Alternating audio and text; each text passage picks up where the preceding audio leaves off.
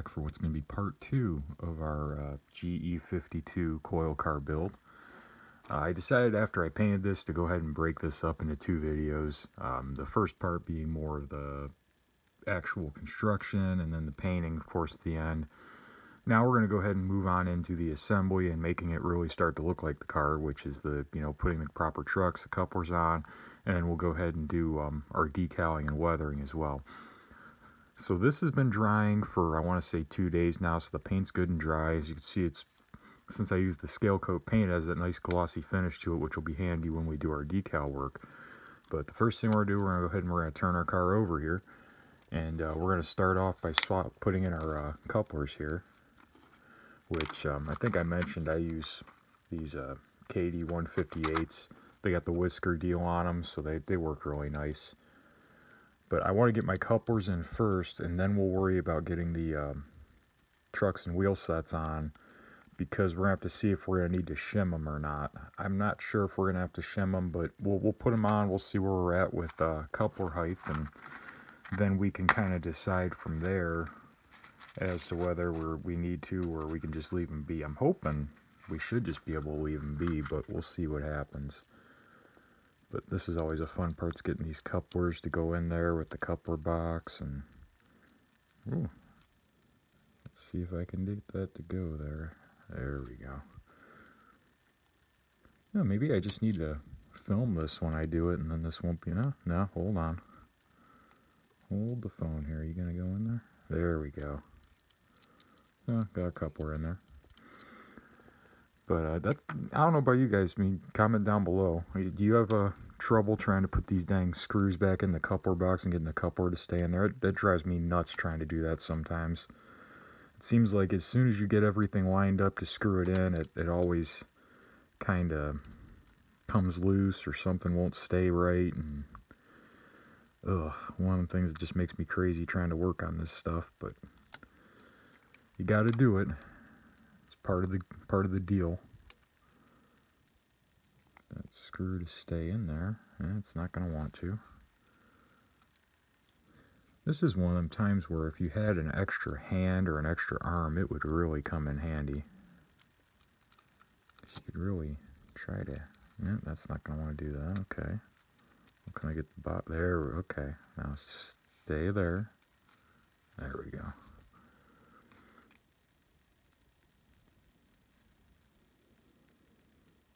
Get our screw in.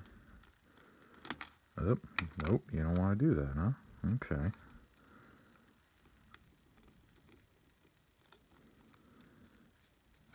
Get that to catch. Alright, so that's on there. It's on there. Doesn't want to sit flush, but that seems to be the way she goes. We'll worry about that later. Let's go ahead and get our wheel sets swapped out here and see where we're at with our height. And I'll check in when I go to check the coupler height here. Alright, so we got our wheel sets on now, our couplers. It's starting to look like the real car. And what I have here is actually just have 2 pieces of Bachmann Easy Track I have sitting around from way long ago that I use to check my coupler height with this height gauge here. And I mean, hey, I think I can live with that. That actually looks right on the money. So we won't have to put any washers in here, which is good. I'll check the other end real quick too. Sometimes these Details West coupler boxes will have a little bit of sag to them. So it's generally best to check both ends just to make sure they both match up. And I mean, perfect. I'm happy with that. So the next thing we're going to do is we're going to have to do our decals for this. I'm going to have to go ahead and dig through my pile of decals to find what's going to work right for this particular car. And once I get them all together, I'll start filming again and we'll start decaling this car. Alright, so I went ahead and went through my decals. Here's a prototype photo of the car we're doing here, the 622-319, a GE52B. So for decals, what I'm going to do is I'm going to use decals from some different sets here. For like some of these small little, like the little internal length, that whole deal there, some of the finer detail, as well as our numbers and the actual can opener logo. They will be from this sheet here. It's actually for G41 coil cars. It's from a company called K4 Supply Company. You can get these on eBay. This set's already used. I used these the last time I did this. One of these cars. For the Conrail, there in the center, right there, I'm going to be using a set here from Microscale, 87339, assorted bulkhead flats, trailer train, CP rail, and Conrail. Those, where is it here? I know I saw it. There's a little Conrail logo here. It looks like it's going to be a little bit smaller than what we need, but it's what I've got. It's the closest thing I got. Also, I will be using these from Microscale. As you can see, Microscale 5004, the consolidated loop plates for the little ones as well as the big ones there. Because you can see we got the little one, the big, on this particular car. Now there are going to be some ones missing. I'm not going to do the GE52B. I just don't have the patience to cut out those really tiny numbers. Same with the ones on the end. Those just drive me absolutely nuts. There's also these little circles with letters in here. Those won't be on there either. They just drive me crazy trying to do those.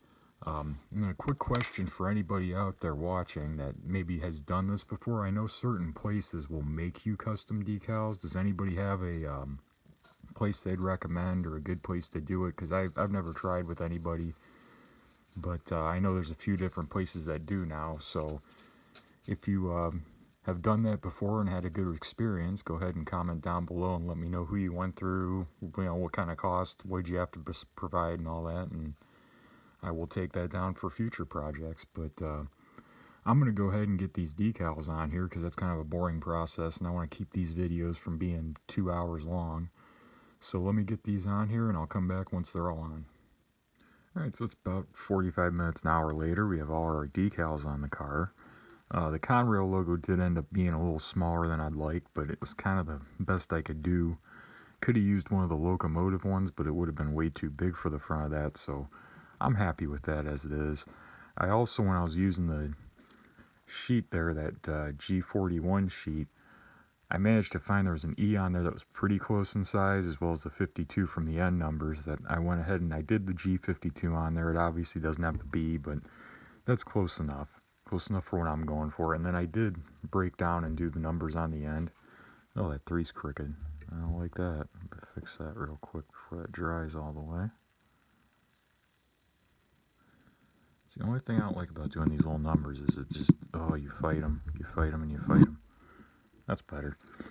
But now I'm going to have to let this dry for about a day. I normally like to let the decals get good and dry. And then I'll come in, I'll put some of this microsol over the top of it and just brush it on, and that seems to get it to stick all the way on there real good. But then I'll have to clear coat this, and I will come back and start filming again when we start doing the weathering here next. Alright, so our clear coat's dry on our car now. We got a little bit of a flat dull finish going on here. So we're going to go ahead and we're going to start doing our paint work now, which is we got to do a fade coat on this, and then we're going to put a little brown rust color down here on the trucks and side frames, wheels, etc. So what I'm going to do here is I'm going to go ahead and set up and get the camera rolling here, and I'll put music behind this so you don't just hear the airbrush and the annoying fan here, the exhaust fan deal going. So let me go ahead and get started and enjoy as we do our first part of weathering on this car.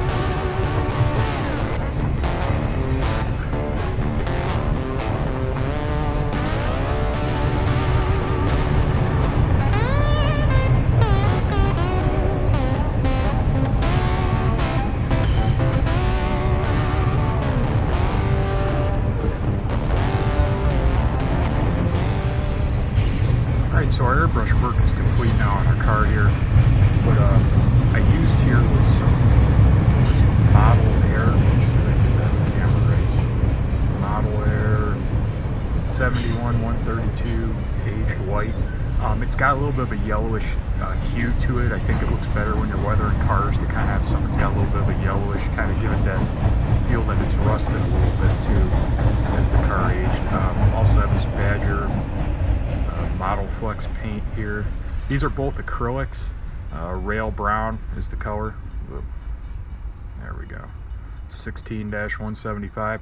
That's what I use for all the, pretty much for all my rust stuff. That's what I use as a base. We're gonna end up coming back and we're gonna weather these troughs here for the coils with some other stuff later, but I like to always put down just a good base coat with the airbrush just to have something to build off of. So the next thing we'll be doing some hand painting. We'll do the wheels, the couplers. We're gonna do some like white streaking where like the paint's streaking down from the numbers, etc. So we're gonna let this dry for a little bit and then we'll come back and knock all that stuff out.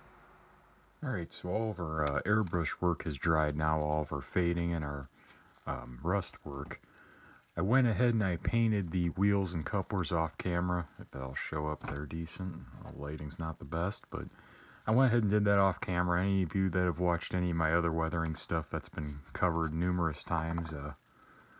This week's flavor was this burnt umber here from Apple Barrel. I think that's what that says.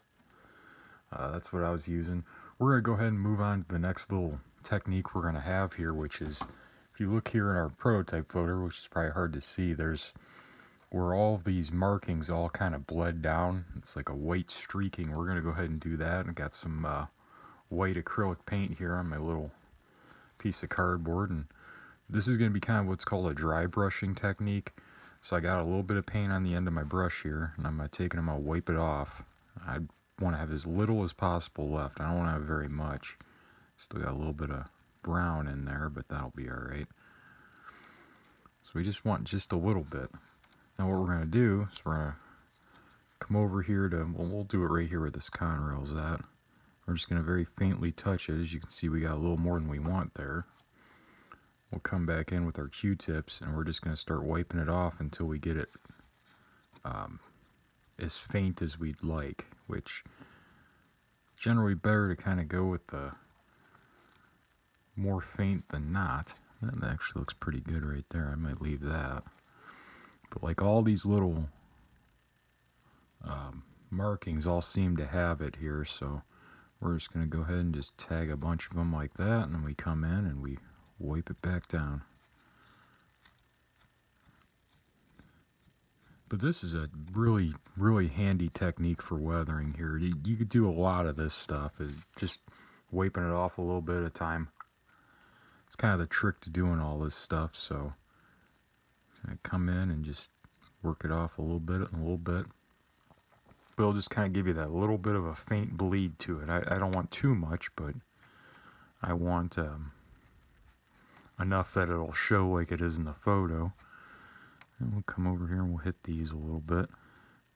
As you can see, it's coming off kind of heavy off the brush, a lot heavier than I'd like, but we can wipe that off pretty easily here. It's not putting up too much of a battle coming off of here. Oop, look at that top a little bit.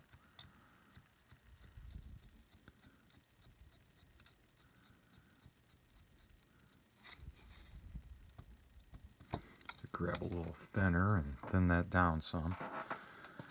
But that was kind of the main technique for doing this weathering on this one. Pretty simple, nothing to it, nothing crazy. And just a little, we'll wipe that off.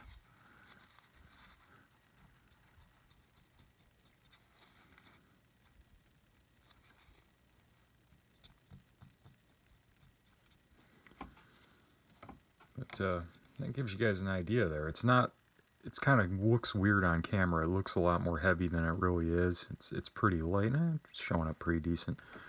But I'm going to go ahead and do the same thing on the opposite side of the car, and I'll come back when we do our work up here on the top with the rust coat. Alright, so I went ahead and did our streaking here on the other side. Now the next thing we're going to do here is our rust up here in our coil trough up in the top. This is a product from Vallejo. It's Environment Acrylic, 73.821. Let me see if I get that to focus. It's rust texture. Now this stuff's really cool. It's some kind of acrylic based stuff. I think it has a like your acrylic powders in it or whatever, but it will dry like a texture kind of deal. So it really works nice for putting down rust. And the thing is, you can just kind of lay it on there and let it do what it's going to do, and it'll kind of naturally dry out different. So there's spots that are white, there's spots that are dark. There'll be spots that are like really rusted looking, and I really like using this stuff, especially for doing like the tops of box cars and such. They're really great for those. But I don't remember where I found this stuff. I think I was placing an order and I saw rust texture and figured, oh, I ought to give that a try and see what it does. And I've been quite pleased with it. I'm going to go ahead and wipe that off the edge there. But basically, you're just going to kind of lay this stuff in here good and heavy and let it do what it's going to do. It'll dry, you know, however. And it'll just kind of naturally give it its own texture deal when it dries. As well as it'll kind of give us a base to put some chalk powders on once this dries here before we do our final clear coat. So I'm going to go ahead and get the rest of this coat on here, and I'll come back when this is all dried up and ready for our powder coat and clear coat. Alright, so all of our acrylic paints have dried. As you can kind of see here in the top, we've got this kind of rust texture deal going on here. It's not perfect, but it's a good base for our powders we're going to be using here. So what I'm going to go ahead and do is I'm going to use this fan type brush here, and I'm just going to get a little bit of a dark kind of brownish color here. Get it in my brush a little bit. And I'm just going to work the trucks a little bit. I'm not going to get too carried away here. I'm mainly doing this to just kind of blend all this together down here in this area so that it'll kind of give it a little, kind of match the different paints I used for the rust brown, the rail brown for the airbrush coat, and then the burnt umber for the wheels. And that just kind of gives it a little bit of a, what's the word I'm looking for there? Just blends them, I guess is the best way to put it, really. So we're just going to kind of get in there and get with that real good. Nothing too crazy. This is one of those parts where, I mean, you can get really bent out of shape getting all crazy with these powders, but when you go to put your clear coat on, a lot of times it'll disappear quite a bit. So no need to get too carried away. I'm going to take a little bit of this lighter orange with my smaller brush here. I'm just going to kind of hit these spring area here as well. Get a little bit on the wheels as well. And just, you know, do that all the way around. Again, no need to get too carried away here because this is all going to kind of fade together when we do our clear coat. Well, I'm going to do that off camera actually. I don't think I'm going to bore you guys with lacquering. But go ahead and put that on there. Now we'll go ahead and start doing the top here for our trough areas. So I'm just going to come in here with this base coat of this brown and just kind of work it back and forth a little bit with the big fan brush again. I'll just kind of do that on both ends. See if I can get that where the light will show a little bit better. Just kind of brush it on. I'm going to come in with my lighter orange color here, and I'm just going to kind of go to town with this stuff.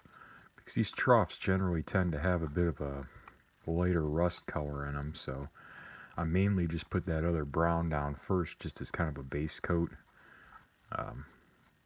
Again, it's all about layers when you're doing weathering, really. You don't have to be too carried away with any one specific thing, but if you can really just kind of come in over the top and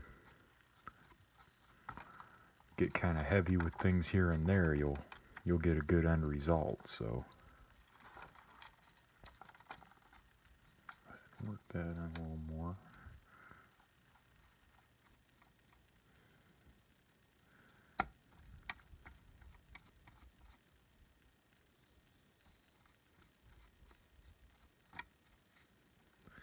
And what I I do like to do is do kind of like a side-by-side kind of thing here, where I'm going from one side of the car to the other when I'm brushing this in.